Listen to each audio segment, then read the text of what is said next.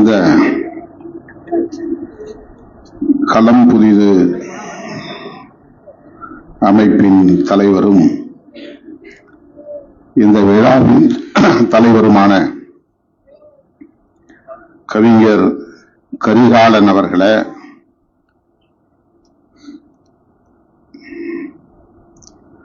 நம் அனைவரையும் வரவேற்று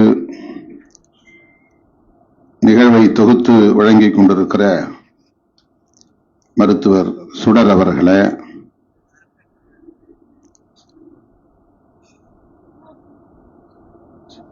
தமிழ் பேராளுமை என்கிற விருதினை களம்புதிவு அமைப்பின் சார்பில் எனக்கு வழங்கி வாழ்த்தி பேருரை ஆற்றி அமர்ந்திருக்கிற பெருமதிப்பிற்குரிய அண்ணன் மக்கள் பாவலர் அறிவுமதி அவர்களே, இந்நிகழ்வில் பங்கேற்று சிறப்புரை வழங்கி அமர்ந்திருக்கிற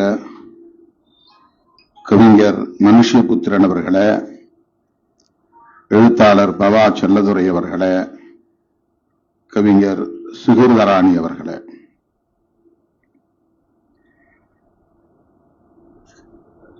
விருந்தினர்களை சிறப்பித்து இந்நிகழ்வுக்கு சிறப்பு சேர்த்திருக்கிற வழக்குரைஞர் தம்பி கார்கி அவர்களே, விழா குழுவை சார்ந்த தோழர்கள் யாழநாதி, பல்லவி குமார், ஜின்னா அஸ்மி, லார்க் பாஸ்கரன், சாஸ்தா முருகவேல், வே தனசேகரன், பழனிவேல் மாசு, செல்வ வெங்கடேசன் ஆகிய தோழர்களே, நிறைவாக நம்மிடையே நன்றியுரை ஆற்றவிருக்கிற பாரதி ஆர் அவர்களே, மற்றும் இந்த நிகழ்வில் கவிதை வாசித்து நிகழ்வுக்கு சிறப்பு சேர்த்திருக்கிற அண்ணன் கவிஞர் இளமாறன் அவர்களே, வருகை தந்துள்ள தமிழ் சொந்தங்களே, என் உயிரின் உயிரான விடுதலை சிறுத்தைகளே, உங்கள் அனைவருக்கும் என்னுடைய பணிவார்ந்த வணக்கத்தை தெரிவித்துக் கொள்கிறேன். தமிழ் பேராளுமை என்கிற விருதினை வழங்கி ரூபாய் 25,000 பொற்கிழியும் வழங்கி என்னை ஊக்கப்படுத்தி இருக்கிற களம் புதிது அமைப்பை சார்ந்த கவிஞர் கரிகாலன் அவர்கள் உள்ளிட்ட அனைவருக்கும் என்னுடைய மனம் கனிந்த நன்றியை முதலில் காணிக்கையாக்குகிறேன்.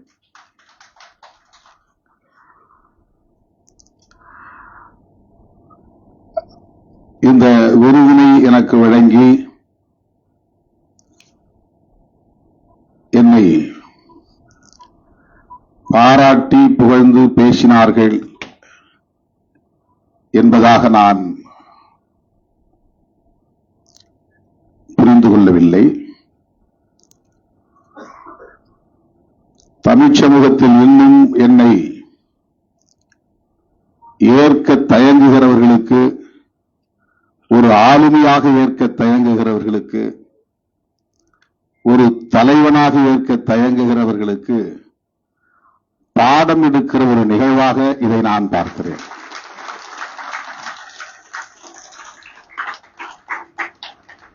தமிழகத்தின் ஆக சிறந்த பேராளுமைகள் அண்ணன் அறிவுமதி அவர்களின் தலைமையில் கூடி ஏறத்தாழ 2 மணி நேரம்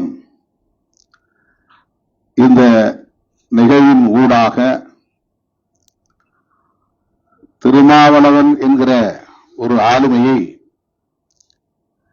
நீங்கள் புரிந்து கொள்ள வேண்டும், ஏற்றுக்கொள்ள வேண்டும், அவருடைய தலைமையை இங்கே நிறுவுவதற்கு, தமிழகத்தின் நலன்களை காப்பதற்கு, உழைக்கும் மக்களின் உரிமைகளை மீட்பதற்கு அவருக்கு நீங்கள் உற்ற துணையாக இருக்க வேண்டும் என்று சொல்லுவதை போன்ற ஒரு நிகழ்வாகத்தான் இதை நான் பார்க்கிறேன். பவா செல்லதுரை அவர்கள் பேசுகிற போது திருமாவை மேடையிலே அமர வைத்துக் கொண்டு நாம் புகழ்ந்து பேசுவது அவருக்கே ஒரு நிழலாக இருக்கும், கூச்சமாக இருக்கும். அவர் இல்லாத மேடைகளில் அவரை நாம் பாராட்டலாம் என்று சொன்னார். அவருடைய பார்வை சரிதான். ஆனால் என்னுடைய பார்வை அதிலிருந்து மாறுபட்டது. என்னை இவ்வளவு ஆகச் சிறந்த ஆளுமைகள் பாராட்டுகிறார்கள் என்று எண்ணி நான் இருமாந்து அமர்ந்திருக்கவில்லை. என்னை ஏற்க தயங்குகிறவர்களுக்கு இப்படி இவர்கள் பாடம் எடுத்துக் கொண்டிருக்கிறார்கள் என்றுதான் நான் புரிந்து கொண்டேன். இன்னும் ஒரு வளையத்திற்குள்ளே என்னை சுருக்கிவிட முயற்சிக்கிறவர்கள், ஒரு அடையாளத்தை குத்தி என்னை ஓரங்கட்ட முயற்சிக்கிறவர்கள், சாதிய கரையை என் மீது பூச நினைக்கிறவர்கள், ஒருபுறம் தொடர்ந்து அதை செய்து கொண்டே இருக்கிற நிலையில் அவ்வப்போது தலையீடு செய்து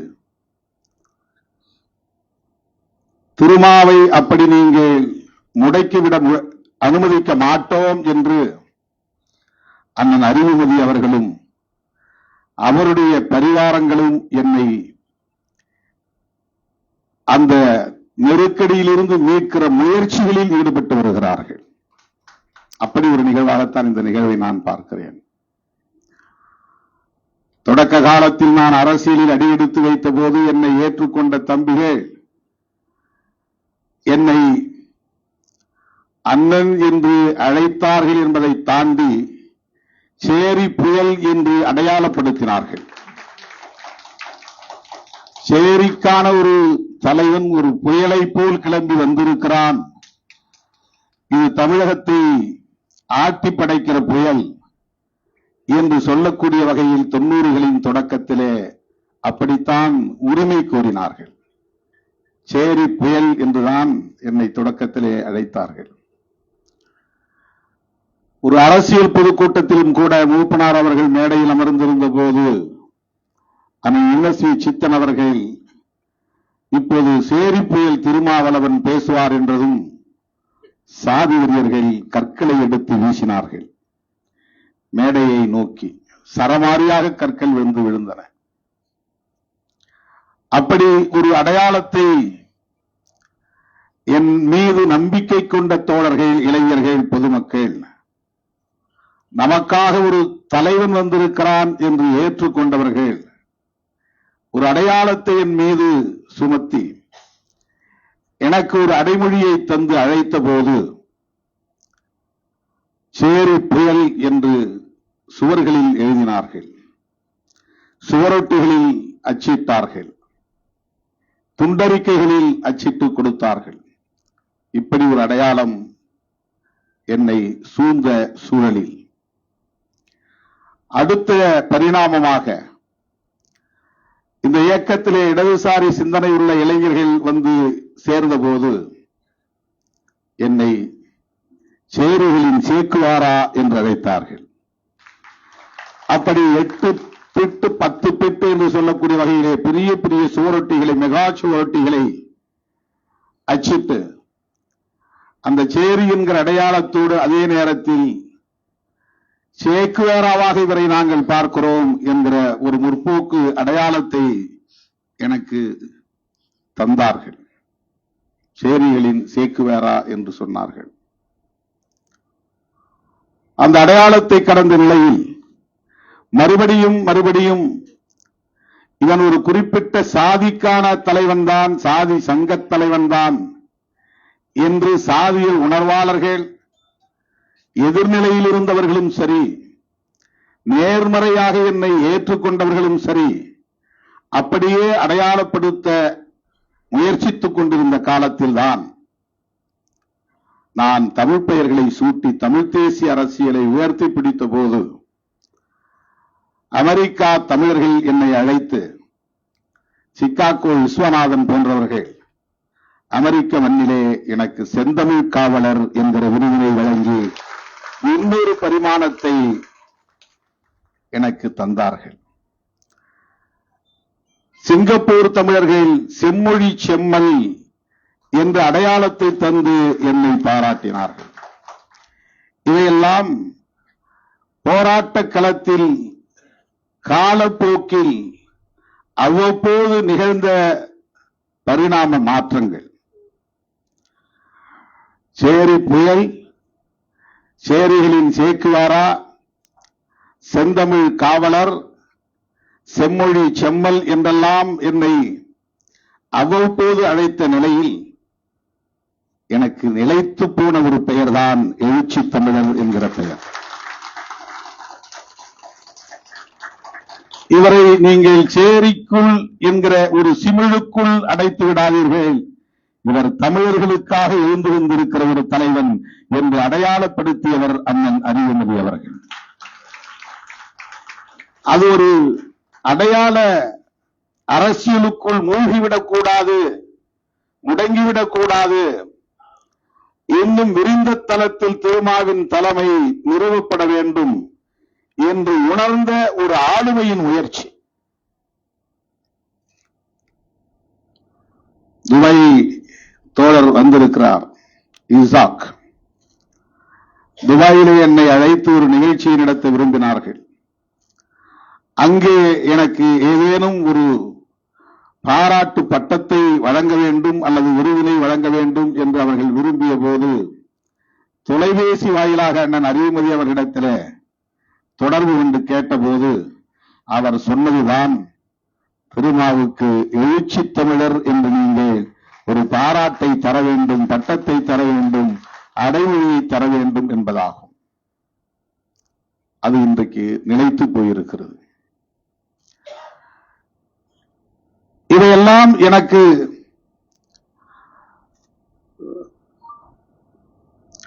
பெரிய அளவிலான ஒரு அங்கீகாரத்தை தந்தது.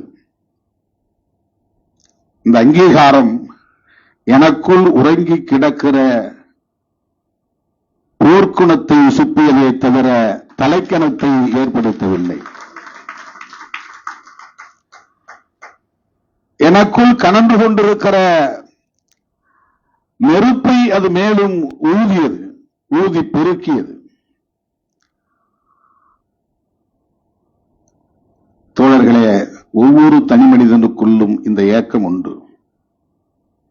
ஒருவனை பார்த்து நீ அழகாக இருக்கிறாய் என்று சொன்னால் அது அவனுக்கு தருகிற பெரிய அங்கீகாரம்.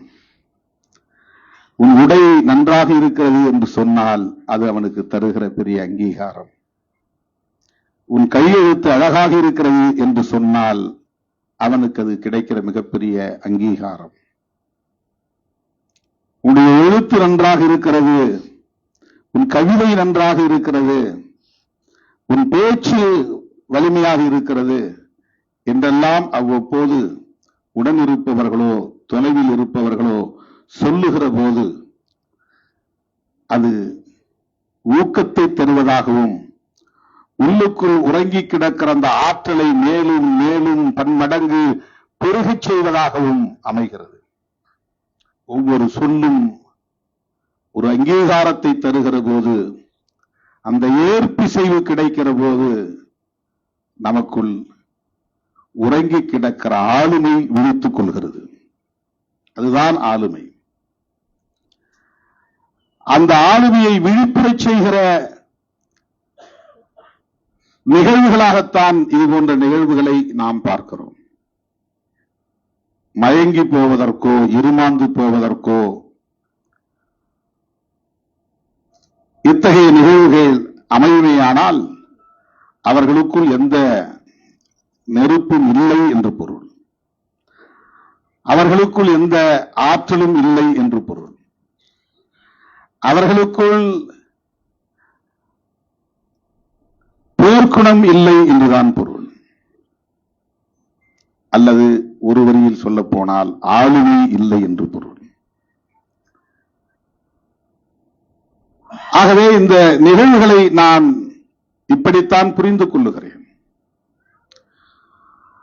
இன்னும் என்னை ஒரு குறிப்பிட்ட சாதிக்கான அடையாளத்துக்குள் முடக்க பார்க்கிறார்கள். அது ஒரு சாதியவாத அரசியல். நாம் பேசுவது சாதி ஒழிப்பு அரசியல். இரண்டுக்கும் மிகப்பெரிய வேறுபாடு இருக்கிறது. நாம் ஒரு அடையாளத்தை பெற்றிருக்கிறோம் என்பது உண்மைதான். ஆனால் அந்த அடையாளத்தை சிதைக்க வேண்டும் என்று போராடுகிறோம், அதுவும் உண்மைதான். அதை புரிந்து கொள்ள வேண்டும். ஆனால் நம்முடைய கொள்கை பகைவர்கள் நம்மை அந்த அடையாளத்துக்குள்ளேயே மீண்டும் மீண்டும் நெருக்கி தள்ளுவதற்கு முயற்சிக்கிறார்கள். அவர் தன்னுடைய சாதி பெருமையை பேசுகிற போது, நீ ஏன் உன் சாதி பெருமையை பேச தயங்குகிறாய்? உனக்கான வாக்கு வங்கி உன் சாதிதானே, உன்னை தலைவனாக ஏற்றுக்கொண்டது உன் சாதிதானே, நீ அந்த சாதிக்காக போராட வந்தவன் தானே, ஆகவே நீ அதற்குள்ளேயே இரு என்று சொல்லுகிற முயற்சி சாதிய மதவாத சக்திகளின் முயற்சியாக இருக்கிறது. நாம் அந்த அடையாளங்களில் இருந்து விடுபட்டு தப்பித்துக் கொள்ள வேண்டும் என்று முயற்சிக்கவில்லை. அந்த அடையாளங்களை நாம் பிறப்பதற்கு முன்பே இருக்கிற அடையாளங்களாக பார்க்கிறோம். இந்த மண்ணுக்குள்ளே நீண்ட நெடுங்காலமாக நிலைத்து கிடக்கிற பிற்போக்கு அடையாளங்களாக நாம் பார்க்கிறோம். மானுடத்தை சிதைக்கிற அடையாளங்களாக பார்க்கிறோம். சமூக நல்லிணக்கத்தை சிதைக்கிற அடையாளங்களாக பார்க்கிறோம். பாட்டாளி வர்க்க ஒற்றுமையை சிதைக்கிற அடையாளங்களாக பார்க்கிறோம். ஜனநாயகத்தை சிதைக்கிற அடையாளங்களாக நாம் பார்க்கிறோம். ஆகவே அந்த அடையாளங்களை ஒட்டுமொத்தமாகவே சிதைக்க வேண்டும் என்று போராடுகிற நம்மை மறுபடியும் மறுபடியும் அப்படி அடையாளப்படுத்த முயற்சிக்கிற போதுதான் அண்ணன் அறிவுமதி போன்றவர்கள் போராடி போராடி நம்மை இந்த இடத்திலே உயர்த்தி பிடிக்கிறார்கள். அவருடைய அந்த மணிமுத்தாறு நதிக்கரையில் தோன்றிய ஒரு போராளிதான் தோழர் கரிகாலன் அவர்கள், கவிஞர் கரிகாலன் அவர்கள்.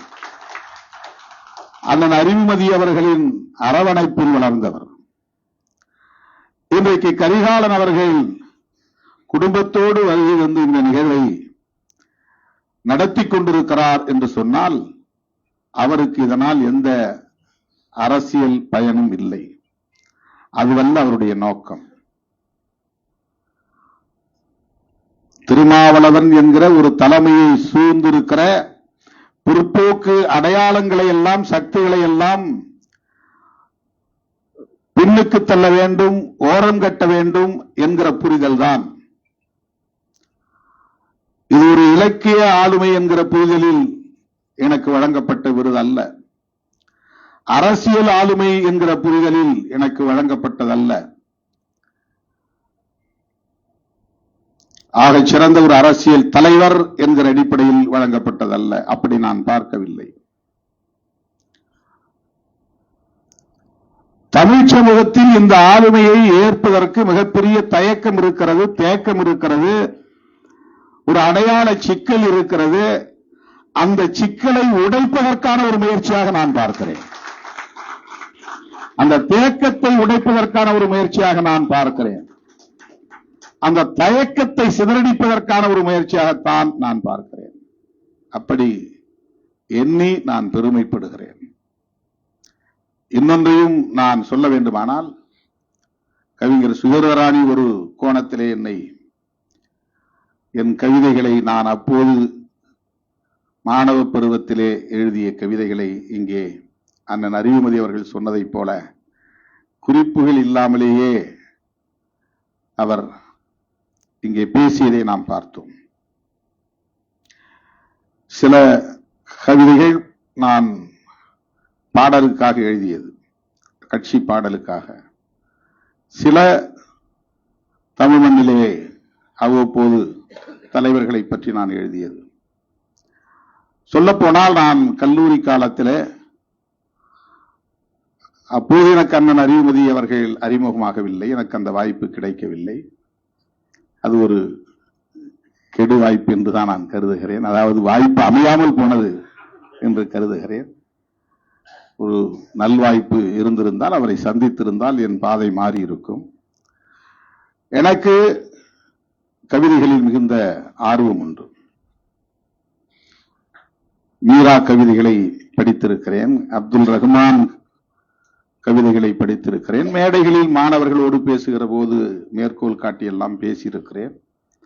அதன் மூலம் மாணவர்களின் பாராட்டுகளை எல்லாம் நான் பெற்றிருக்கிறேன். அவ்வப்போது நான் கவிதைகளை எழுதுவதுண்டு. விடுதலை புலி என்கிற பெயரில் கையெழுத்து பத்திரிகை நடத்திய போது அந்த பத்திரிகையில் நான் கவிதைகளை ஈழம் தொடர்பாக நிறைய எழுதியிருக்கிறேன். அவையெல்லாம் சேர்த்து வைக்கவில்லை, தொகுத்து வைக்கவில்லை.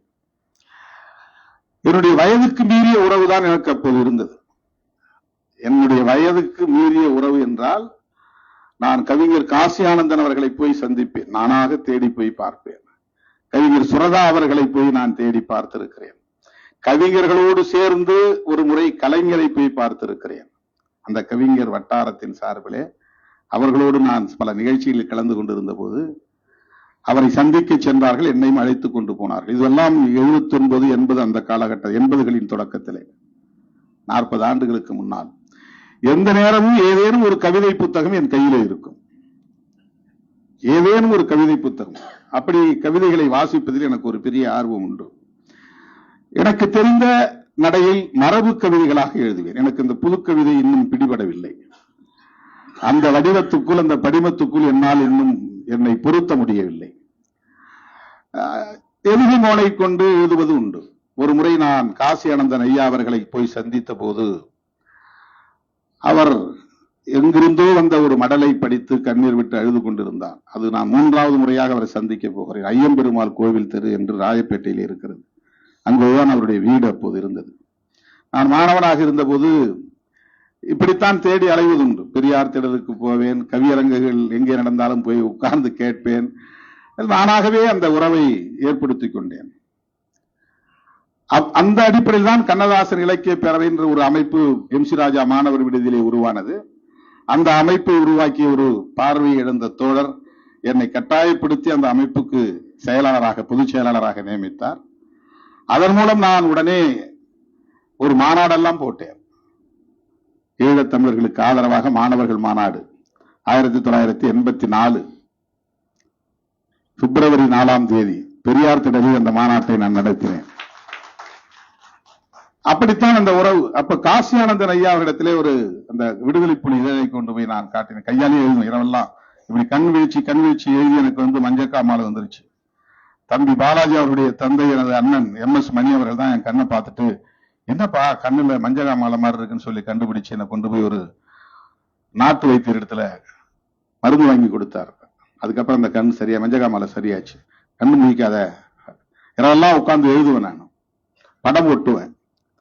அந்த பத்திரிகையை தயார் பண்ணி கொண்டு போய் CIT காலனியில் இருக்கிற நூலகத்திலும், தாடண்டர் நகர் இருக்கிற நூலகத்திலும் போடுவேன். இப்படி ஒரு ஆர்வம் எனக்கு. அது நிறைய கவிதைகள் நான் எழுதுவேன். கவிதைகள் நிறைய, ஈழத்தமிழர்களை பற்றி நிறைய கவிதைகள். அதெல்லாம் ஒண்ணு கூட நான் தொகுத்து வைக்கல. அதுல ஒரு கவிதை அவர் படிச்சுட்டு அவர் எழுதிச்சு உட்கார்ந்து என் தோலை தட்டி கொடுத்து, தொடர்ந்து எழுது தம்பின்னு சொன்னார். தொடர்ந்து எழுதுங்க, நல்ல வீழ்ச்சி வருகிறது, உங்களுக்கு எழுத்து நடை நல்லா வருது, நல்ல சொற்கள் கையாளுறீங்க அப்படின்னு சொல்லி பாராட்டி இருக்கிறார். அது அவருக்கு மறந்து போயிருக்கும். அதுக்கப்புறம் நான் ஒரு நிகழ்ச்சியில் அவருக்கு சொன்னேன்.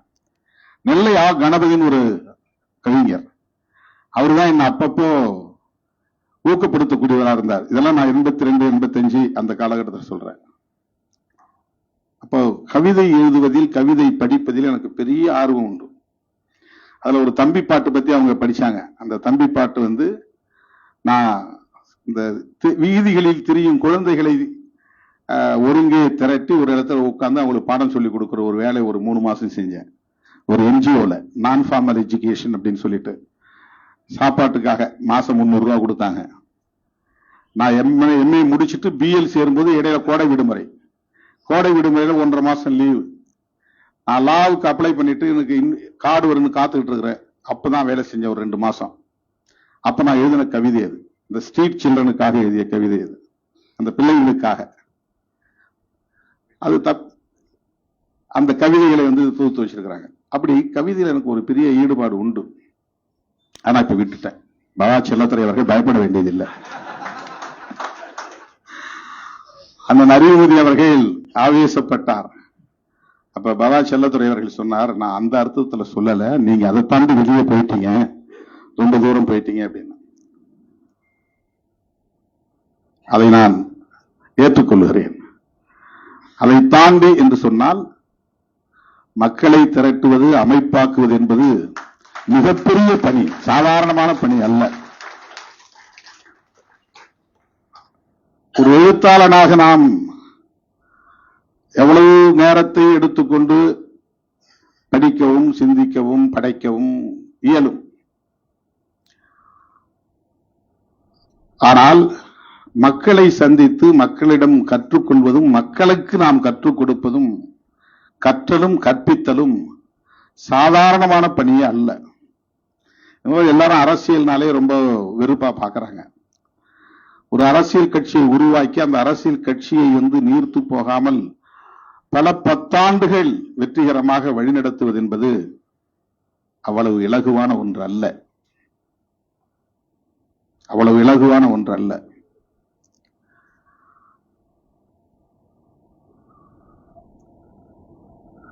நாம் மாடுகளை மேய்த்து விட முடியும், ஆடுகளை மேய்த்து விட முடியும். மனிதர்களை மேய்ப்பது என்பது எவ்வளவு கடினமான பணி, எவ்வளவு கடினமான பணி. ஒரு நாளைக்கு 20 மணி நேரம் உழைக்கிறேன், ஆனால் அது போதவில்லை. கோரிக்கைகளாகவே கிடக்கிற சமூகம். அவங்க வேற எதுவும் பேச மாட்டாங்க. என்ன சந்திக்கிறாங்கன்னா அவங்களுடைய கோரிக்கைகளை மட்டும்தான் பேசுவாங்க.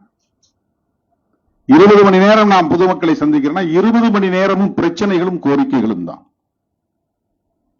நான் எங்க படிக்கிறது, எங்க நான் சிந்திக்கிறது, எங்க நான் படைக்கிறது, எங்க நான் எழுதுறது, சுத்தமா விட்டுட்டேன்.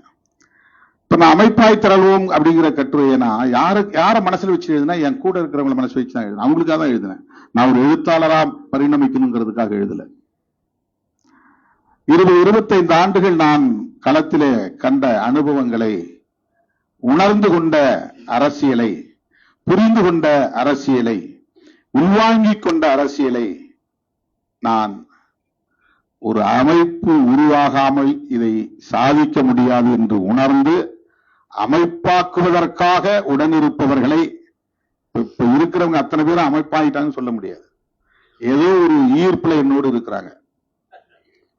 அதுக்கு பல காரணங்கள் இருக்கலாம். சாதி ஒரு காரணமா இருக்கலாம், மொழி ஒரு காரணமா இருக்கலாம், கருப்பா இருக்கிறது கூட ஒரு காரணமா இருக்கலாம், நம்மள மாதிரியா இருக்கிறாங்க அப்படின்னு. இப்படி ஆளுமையை புரிந்து கொண்டவர்கள் ஒரு பல காரணங்கள் இருக்கு. மல்டி டைமென்ஷன்ஸ், பல காரணங்கள் இருக்கு. ஆனால் ஒரே சிந்தனை வயப்பட்டு ஒரே நோக்கத்தை இலக்காக கொண்டு ஒரே வேகத்தில் இயங்குகிற ஆற்றல் பெற்றவர்களாக எவ்வளவு பேரை நாம் உருவாக்கி இருக்கிறோம். அதுதான் ரொம்ப முக்கியமானது. ஒருமித்த கருத்து, ஒருமித்த சிந்தனை, ஒருமித்த பார்வை, ஒருமித்த வேகம், ஒரே களம், இதற்கு தயார்படுத்துகிற, அணிவுபடுத்துகிற அந்த முயற்சி இருக்கிறதே, அதுதான் அமைப்பாக்கும் பணி. வெளியில என்ன நினைக்கிறாங்கன்னா, ஏதோ ஒரு சாதி சங்கம் நடத்துறாங்க, திருமாவளவன் இந்த சாதி, அதனால அந்த சமூகம் அவர் பின்னால் அப்படியே திரள்றாங்க, கும்பலா போறாங்க. இந்த சாதியை சொல்றாங்க எல்லாரும் அப்படி ஒரு அமைப்பு நடத்திட முடியுதா? சாதி பெயரை சொல்லக்கூடிய எல்லாராலையும் அப்படி ஒரு 25 வருஷம் 30 வருஷம் தேர்தல் களத்துல தாக்கு பிடிச்சு நிக்க முடியுதா? தவிர்க்க முடியாத ஒரு அரசியல் சக்தியாக பரிணமிக்க முடிகிறதா?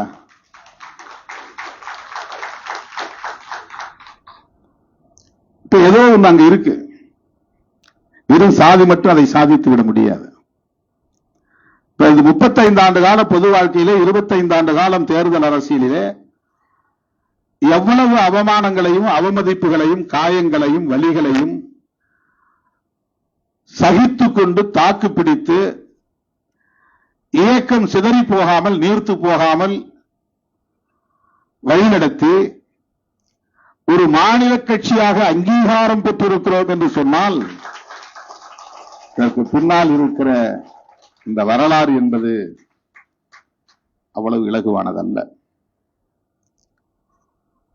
ஆகவே நான் கவிதை எழுதுவதை விட, கட்டுரைகள் எழுதுவதை விட, பாடல்கள் எழுதுவதை விட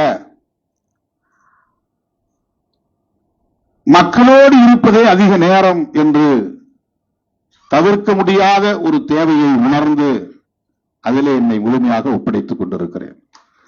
பல பேர் கேட்பாங்க, ஏன் முன்ன மாதிரி எழுதுறது இல்லைன்னு. உள்ளபடி அது கவலையா தான் இருக்கு, நெருடலா இருக்கு. அண்ணன் கூட சொல்லுவார், அப்பப்ப எழுதுங்க அறிவுமதி அண்ணன். ஆனா அது எனக்கு ஒரு பெரிய வேட்கை. அது காலத்துக்கும் அதுதான் நிலைத்து நிற்கும். இன்னைக்கு பெரியாரை நாம் கொண்டாடுறோம்னா காரணம் அவருடைய பணிகள் அனைத்தும் பதிவாக்கப்பட்டிருக்கின்றன, எல்லாம் எழுத்துக்களாக இருக்கின்றன. புரட்சியாளர் அம்பேத்கரை இருட்டடிப்பு செய்ய எவ்வளவோ முயற்சிகள் செய்தும் அவரை எவராலும் ஓரங்கட்ட முடியாது என்கிற நிலையை அவர் எட்டியிருக்கிறார் என்று சொன்னால் அவருடைய எழுத்துக்கள் தான் மிக முக்கியமானது. அவர் எவ்வளவு பேரை மக்களை சந்தித்தார், எவ்வளவு பேரோடு மக்களோடு போராட்டம் நடத்தினார் என்பதையெல்லாம் தாண்டி அவர் எவ்வளவு எழுதியிருக்கிறார் என்பதுதான் இன்றைக்கு நிலைத்து இருக்கிறது. அதுதான் இயக்கிக் கொண்டே இருக்கிறது மக்களை. தோழர்களே, நேரம் கடந்து விட்டது. நான் இந்த நிகழ்ச்சியை வந்ததும் எப்படி பார்த்தேன் என்று சொன்னால், இன்னொரு கோணத்திலும் நான் பார்த்தேன். சுகிருதராணி அவர்கள் பேசினார், நம்முடைய மனுஷ்யபுத்திரன் அவர்கள் பேசினார், கரிகாலன் அவர்கள் பேசினார், பவா செல்லதுரை அவர்கள் பேசினார், அண்ணன் அறிவுமதி அவர்கள் பேசினார். இது பள்ளிக்கூடத்திலே வகுப்பறையிலே அமர்ந்திருக்கிற போது மாதாந்த தேர்வு முடிந்ததும் தமிழ் வாத்தியார் வந்து மந்த்லி டெஸ்ட் பேப்பர் எடுத்து ஒவ்வொரு மாணவனுக்கும் என்ன மார்க்னு படிப்பாங்க. அப்போ ஒரு பரபரப்பு இருக்கும், நமக்கு என்ன மார்க் இருக்கு, என்ன மார்க். அப்போ திருமாவளவன் 80 மதிப்பெண் அப்படின்னு சொல்லும் போது அந்த உணர்வு இருக்கும் பாருங்க, இந்த மகிழ்ச்சி, ஒரு எவாலுவேஷன். கணக்கு வாத்தியார் இவ்வளவு மார்க் வாங்கிட்டாரு திருமாவளவன் அப்படின்னு படிக்கும்போது எல்லா மாணவர்களும் எடுத்து ஒவ்வொரு பேப்பரா கொடுப்பாங்க. மந்த்லி டெஸ்ட்ல கணக்கு வாத்தியார் வந்து பேப்பர் எடுத்து ஒருத்தன் படிச்சு கொடுப்பாங்க. 2 நிகழ்வு எனக்கு மறக்க முடியாத நிகழ்வு. ஒரு முறை எங்க தமிழ் ஆசிரியர் ராமலிங்கம் ஐயா எல்லா மாணவர்களுக்கும் பேப்பர் கொடுத்துட்டாரு, என் கையில பேப்பர் கொடுக்கல. ஐயா என் பேப்பர் எங்கன்னு நான் எழுச்சி கேட்டேன். உட்காருப்பா அப்படின்னு உட்கார சொல்லிட்டு என் பேப்பர் எடுத்து எல்லாத்தையும் இப்படி காட்டினார். இந்த பையன் எப்படி எழுதியிருக்கிறான் பாருங்க, எவ்வளவு அழகா எழுதியிருக்கான் பாரு, முத்து முத்தா எழுதியிருக்கிறான் பாரு, இப்படி எழுதும் அப்படின்ட்டு என் பக்கத்திலேயே உட்கார இன்னொரு தம்பியை பிடிச்சி காதை பிடிச்சி திருக்கி, இவன் காக்கா காலில் பேனாவை கட்டி விட்ட மாதிரி எழுதிக்கிறான் பாருங்க, இவன் எப்படி நான் மார்க் போடுவேன் அப்படின்னு சொல்லி கிண்டல் அடிச்சார். எப்போதுமே எனக்கு 80க்கு மேலதான் மதிப்பெண் கிடைக்கும். மனப்பாட செய்யுள்னா ஒரு கால் புள்ளி, அரை புள்ளி, முற்றுப்புள்ளி, வியப்பு குறி எதுவுமே பிழையா இருக்காது. அவ்வளவும் அப்படியே அச்சடிச்சு மாதிரி பார்த்தேன்னா அப்படியே எழுதுவேன். அப்படி பார்த்தேன்னா அப்படியே எழுதுவேன் நான். அது ஆங்கில பாடலா இருந்தாலும் தமிழ் பாடலா இருந்தாலும் அது என்ன வடிவத்தில் இருக்கோ, 8 வரினா 8 வரி, எந்த இடத்துல அரை புள்ளி போடணுமோ அரை புள்ளி இருக்கும். எந்த இடத்துல இது எங்க தமிழாசிரியரே மற்ற மாணவர்கள்ட்ட எடுத்து சொன்னது. இது எவ்வளவு பெரிய ஊக்கம். என்ன நமக்குள்ள அவ்வளவு இன்ஃபீரியாரிட்டிங்கிறது உறைந்து கிடக்கிறது. நாம் பிறந்த இடம், நான் வாழ்ந்த குடும்பம், என்னை சுற்றி இருக்கிற சமூக சூழல், என்னை பீடித்திருந்த வறுமை, தலையில எண்ணெய் இருக்காது, போட்டுக்கு நல்ல துணி இருக்காது, கிழிந்து போன கால் சட்டை, கிழிந்து போன சட்டை, பொத்தான் இல்லாத சட்டை, தேங்காய் தடவுறதுக்கே பெரிய போராட்டமா இருக்கும். தேங்காய் கையில கிடைச்சாலே பெரிய விஷயம். தேங்காய் கிடைச்சி தலையில பூசிக்கிறது. வருஷத்துல 1 நாள் 2 நாள் தான் நெல்லு சோறு, மற்ற நாளெல்லாம் வரவு சோறு, இல்லைன்னா கம்பு, இல்லைன்னா சோளம். அப்படிப்பட்ட ஒரு சமூக சூழலில் பிறந்து வளர்ந்து வரும்போது நகரத்தை பார்த்தா புதுசா இருக்கு, பசங்களை பார்த்தா புதுசா இருக்கிறான், அவன் நல்லா அயன் பண்ண சட்டை போட்டுருக்கிறான், உடம்புல பவுடர் அடிச்சுட்டு வரான், நல்ல வாசனை திரவியம், எண்ணெய் தலையில தடவி இருக்கிற எண்ணெயே மணக்கும், அப்படியே எண்ணெய் மறிக்கொழுந்து போட்ட எண்ணெய் தடவிட்டு வருவான். இதெல்லாம் நமக்கு எல்லாமே புதுசு. காஞ்ச தலை, கிழிஞ்ச சட்டை, ஒருவேளைக்கு சாப்பாடு, செருப்பு இல்லாத கால், அந்த இன்ஃபீரியாரிட்டிக்குள்ள எங்க பள்ளிக்கூடத்துல வாதியர் வந்து எங்க அக்கம்பாடி பெரியசாமி சொல்லுவாரு, உங்க பையன் கெட்டிக்காரன், நல்லா அருமையா படிக்கிறான், சொன்னதை உள் வாங்கிக்கிறான் சொல்லும் போது உள்ளுக்குள்ள ஏதோ ஒரு சிலிர்ப்பு இருக்கும், அப்படி உடம்புக்குள்ள அது உள்ளுக்குள்ள ஒரு நம்பிக்கை அப்படியே அது பூக்கிறது தெரியும். இந்த நம்பிக்கை உள்ளுக்குள்ள பூக்கிறது இருக்கு பாருங்க, அதுதான் இந்த ஆற்றலை இவ்வளவு தூரம் கொண்டு வந்தது. ஒரு தடவை அவர் வந்து படிக்க சொல்லிட்டு போயிட்டார். 6, 7, 8 3 பேரும் ஒரே கிளாஸ், ஒரு வாத்தியார். நான் சும்மா உட்காந்து அரட்டடிச்சுட்டு உட்காந்து பேசி இருந்தோம். வந்த உடனே பலார்னு பின்னால் அடிச்சாரு. நான் என்ன சொல்லிட்டு போனேன், என்னடா பண்ணிட்டு உட்காந்துருக்கேன், என் கையில ஒரு துண்டு சீட் இருந்துச்சு, தப்புன்னு புடுங்கினார். புடுங்கிட்டு இப்படி பார்த்துட்டு அவர் முகம் மாறிச்சு. இது ஏது உனக்குன்னாரு. எங்க வீட்டுல இருந்துச்சு. யார் கொடுத்தது? எங்க அப்பா ஊருக்கு போயிட்டு வந்தப்ப பக்கத்து ஒரு ஆவினகுடிக்கு போயிருந்தாரு, அதை எடுத்துட்டு வந்திருந்தாரு. இது நீங்க எடுத்துட்டு வந்த? சும்மா பாக்கெட்ல வச்சிருந்தேன்னு சொன்னேன். அப்ப அதுல என்ன இருந்துச்சுன்னு சொன்னா, இதுல என்ன எழுதிருக்கு சொல்லுன்னாரு. கடவுளை மற மனிதனை நினை அப்படின்னு எழுதிருக்கு. அதை நான் சொன்னேன், அது ஒரு திராவிடர் கழகம் போட்ட துண்டறிக்கை. அது எங்க அப்பா கையில கிடைச்சி அவர் வீட்டுல கொண்டாந்து வச்சிருந்தாரு. அதை நான் என் பாக்கெட்ல வச்சுட்டு போய் கிளாஸ்ல வச்சு சொல்லிட்டு இருந்தேன். அதுல இருந்து அவருக்கு எனக்கு பிடிச்சு போச்சு. அவர் வந்து ஜோசியம் பாக்குறவரு, ஆனா பகுத்தறிவாளர். கைரேகை பாக்குறவரு, ஆனா பகுத்தறிவாளர். நான் ஒரு நாள் கேட்டேன், சார் நீங்க வந்து ஜோசியம் பொய்ங்கிறீங்க, அப்புறம் எங்களுக்கு ஜோசியம் சொல்றீங்க அப்படின்னு. அது வருமானத்துக்காக சொல்றேன், அது உண்மை இல்லை, நம்பாத. அவன் நம்புறான், அவனுக்காக நான் சொல்றேன். அவர் சொன்னது. அவரு தான் என்ன ஒவ்வொரு கட்டத்திலையும் வந்து ஊக்கப்படுத்தினவர்.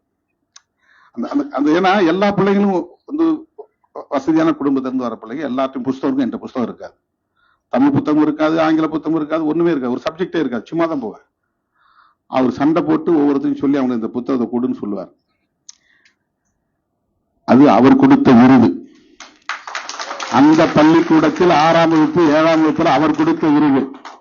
அப்புறம் ஒரு நிகழ்ச்சி நடத்தினாங்க திடீர்னு. அதெல்லாம் இப்ப நான் பாக்குறோம். மாதிரி சட்டமன்றம் அப்ப சொல்லல. இன்னைக்கு ஒரு நிகழ்ச்சி. என்ன நிகழ்ச்சி?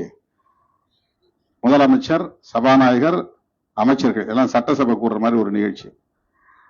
அன்னைக்கு போன உடனே எனக்கு ரொம்ப சர்ப்ரைசிங், பெரிய ஆச்சரியம் என்னன்னா, நான் தான் முதலமைச்சர். இது எப்ப நடந்தது? நான் 7வது படிக்கும் போது 8வது படிக்கும் போது. அவர் வந்து பெரியசாமி ஆசிரியர் இப்ப இல்ல.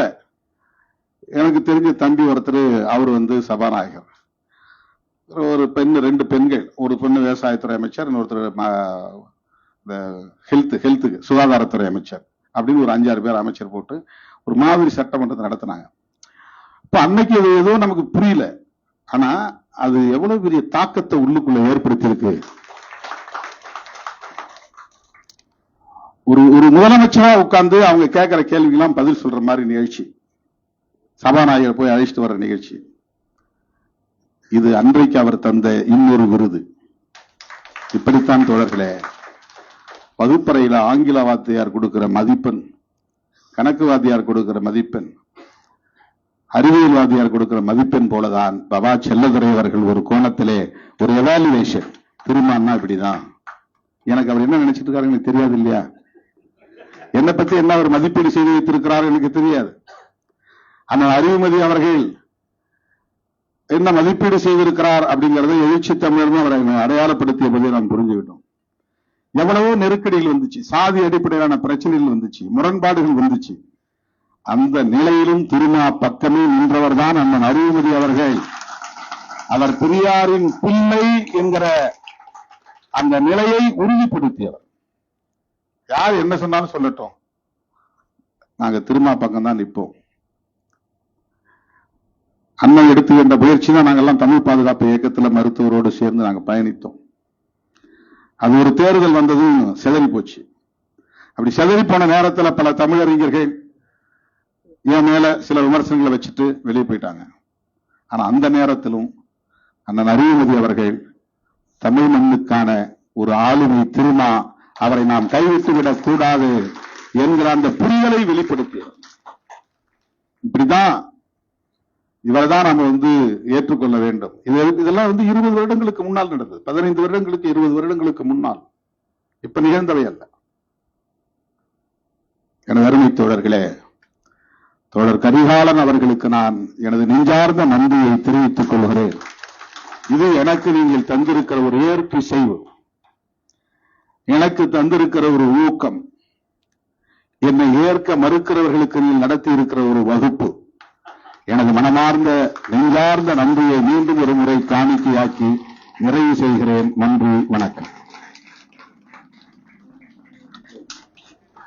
தலைவரோடு நான் சிலருக்கு நன்றி சொல்ல கடமைப்பட்டிருக்கிறேன்.